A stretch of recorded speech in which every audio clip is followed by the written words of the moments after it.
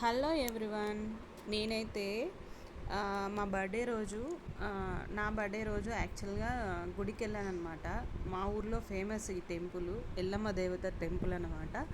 గ్రామ దేవత అంటారు. నేను మా ఇంట్లో ఉన్నానంటే కంపల్సరీ మా బర్త్డేస్కి నేను ఈ గుడికి వెళ్తాను. మా బర్త్డేస్కి ఫంక్షన్స్కి ఏది ఉన్నా మేము కంపల్సరీ వెళ్తాం అనమాట, వీక్లీ వన్స్. ఆ రోజు నేను వెళ్ళాను టెంపుల్కి.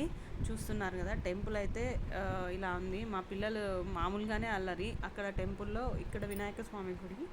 టెంపుల్ అంతా మారిపోయింది. నేను ఉన్నప్పటికీ ఇప్పటికీ చాలా చేంజెస్ వచ్చింది. నేను వెళ్ళి ఒక 2 ఇయర్స్ అవుతుంది. 2 ఇయర్స్కి చాలా చేంజెస్ వచ్చిందనమాట. మొత్తం మార్చేశారు. ఇక్కడ నా కూతురు చూస్తున్నారు కదా, స్టార్ట్ చేసిందనమాట. ప్రదక్షిణాలు చేస్తుంటే నా చుట్టూ తిరుగుతుంది.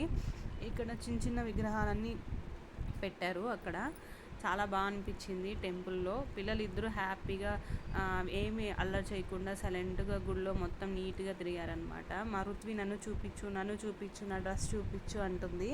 సో అందుకే తన్నే చూపిస్తున్నా. ఇంకా మా వాడైతే నాతో అవసరం లేదు, నేనే టెంపుల్ అంతా తిరిగేస్తాను నిన్ను అన్నట్టు తిరుగుతున్నాడు. నాకు అది ఫన్నీగా అనిపించింది. సో ఓవరాల్గా అయితే టెంపుల్ ఇలా ఉంటుంది. ఇది బ్యాక్ సైడ్ అనమాట. లెఫ్ట్ సైడు ఇట్లా వస్తుంది. బ్యాక్ నుంచి ఇలా నడుచుకుంటూ వచ్చి అక్కడ తులసి కోట కూడా ఉంటుంది.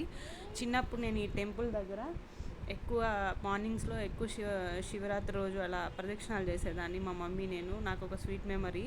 అప్పుడు మేము మా గుడి ఎదురుగా ఉండేవాళ్ళము. సో ఫైనల్గా అయితే టెంపుల్లోకి ఎంట్రీ అనమాట ఇలా ఉంటుంది.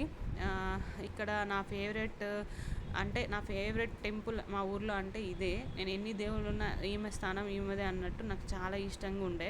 ఇక బర్త్డే రోజు స్పెషల్గా పూజ చేయించాను అమ్మవారికి. చూస్తున్నారు కదా, నాకు చాలా ఇష్టం, చాలా నమ్మకం కూడా ఇక్కడ ఏమన్నా అనుకుంటే జరుగుతుందని.